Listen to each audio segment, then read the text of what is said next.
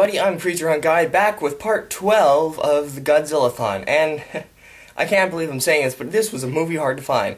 I'm telling you, it was hard to find on Netflix and Amazon and everything, and it finally got here, and I'm going to review it for you now. That is Godzilla vs. Gigan.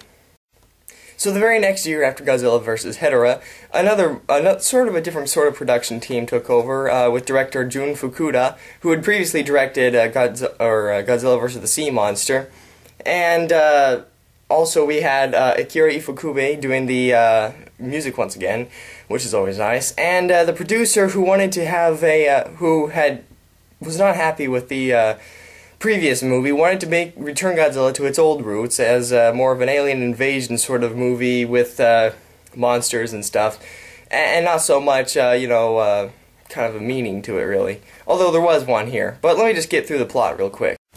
So this struggling artist for a comic book artist, or I guess manga artist, I suppose, he is looking for a job at different places, and he finds a job at this children's land. Sort of a kind of like feed the children sort of thing, it's like a charity sort of deal. But anyway, that's what they're saying. And they're building this huge, amusement park and stuff, and they even have their own 50-meter tall Godzilla tower. And that's where they run everything from. Now, what's weird is that this company has an unusual amount of power for just being a charity company, pretty much. In fact, they even say that they're going to wipe out the monsters on Monster Island when they get able to, which is a big statement. But anyway, as this guy's working here, he's really just kind of a nerd. He's your typical 70s hoodlum ne'er-do-well sort of guy. Not really anything important until he finds out that meets this girl and this guy, and this girl's brother is being held there captive, or at least that's what she says.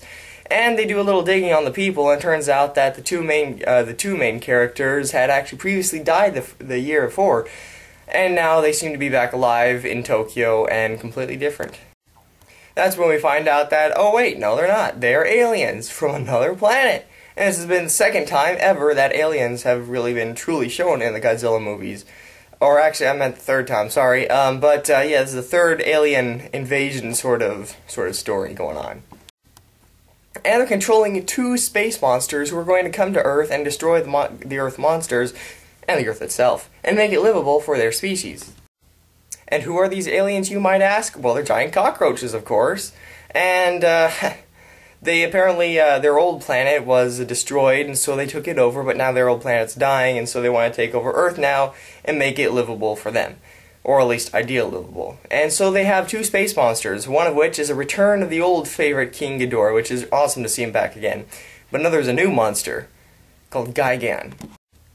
And Godzilla and Anguirus are together fighting the Ghidorah and Gigan team, and after a long battle scene, they finally come out victorious. The end.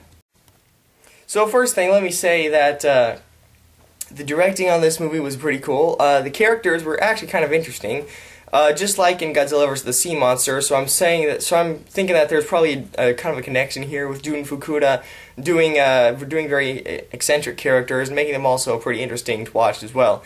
And that is something important for any B-rated science fiction movie. If they can make characters relatable but also interesting, then you've got not such a bad movie after all. And this was actually not a bad movie at all. The storyline was actually pretty good. It's an alien invasion movie, like I said. It's the third only ever, and these cockroach people are the third alien species to try to invade Earth after the Keloks and also the X-aliens. And now this was pretty cool because they kind of did give it back. What the producer wanted was to bring back that old feel that the older Showa Godzilla movies did. And that's exactly what they did. And the fact they even used the music score from Destroy All Monsters, and even some cutscenes from it as well. And that's the other thing. Production value on this movie was pretty good in the parts they actually used. In fact, they used a lot of cutaway stock footage film from previous movies, and they just darkened the screen to make it look like it took place at night, because this whole movie's ending third takes place at night, and so you can see a lot of sort of a dark, but you can still tell that the stock footage is during daytime, and that kind of got in the way a little bit because they kept doing it a lot. It would be so bad if they did it a little bit, but they did it a lot, and so that's probably the only thing that's really stands out as kind of bad, but that was alright. The other thing was that the battle scenes were kind of long, and I know that's really what we go to see these movies for, but still, when Gigan and Ghidorah first get to Earth, they do a lot of destruction first, and that's long. But then almost immediately afterwards, Gyros and Godzilla get there, and they fight, and that fight scene is long. Then Godzilla is done fighting them, and he starts fighting Godzilla Tower, and that's long. And then when Ghidorah and Gigan finally are out of the control of the aliens, they just decide to fight Godzilla anyway, and then that scene's long. So there's a lot of fighting and a lot of monsters crushing, and it's kind of long. And so I'm not saying that's a bad thing. I'm just saying if you are not into that kind of thing, you're probably not going to like this movie at all, because it's got a lot of it in the last act. But that's not to say this was a bad movie. In fact, I like it quite a bit. It pretty much epitomizes what I think of when I think of the 70s era Godzilla's movies, and so that being said, it's one of my favorite ones, actually. I like it quite a bit, and I would have to say it's probably one of the best, probably one of my top 10. But this is definitely a good movie. If you haven't seen it, you should definitely check it out. I mean, it's got two iconic Godzilla villains, which are known to be iconic, you know, throughout the ages. I mean, you got King Ghidorah, who had been made 3 other appearances in the Godzilla series, and then you have Gigan, which would make another appearance, and then another appearance later on. We'll get to that later. But Gigan and King Ghidorah are 2 of the most iconic Godzilla characters, and to have them here fighting Godzilla and Gyros is just a classic setup. It really is pretty cool to watch. And like I said, the movie's interesting because the characters are interesting as well, and I love that when you have interesting characters in a sci-fi flick. Because you know you're not really going there for the characters, but it still makes it a whole lot easier to watch. So that's why I definitely recommend this movie.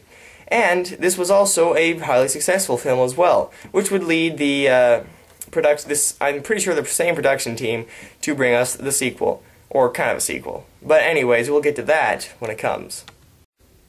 So, let me ask you this question. Who is your favorite of the 2? King Ghidorah or Gigan? Who do you think is more iconic? And who do you think is a better villain? Like, just a bad... Who do you think is probably Godzilla's more arch-nemesis? Because they're both pretty arch-nemeses, but which one is the more of it? Put in the comments below and let the world know. And until next time, I'm Creature Hunt Guy. This was Godzilla vs. Gigan, and I'll see you later.